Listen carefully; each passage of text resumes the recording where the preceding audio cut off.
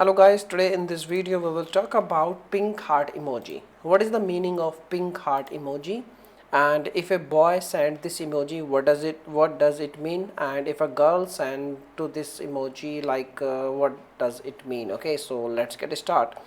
So first of all, I want to tell you this pink heart emoji means sweet love, cuteness and warm feelings. Okay, and it is softer than the red heart and show kindness, care and affection without being too serious. Okay, and if we talk about if a girl sent this emoji, what does it means? Okay, it means she is being sweet, friendly or showing cute romantic interest in you. Okay, and if a boy sent this emoji, it usually means he's trying to gentle, cute, or he's feeling a soft connection with you.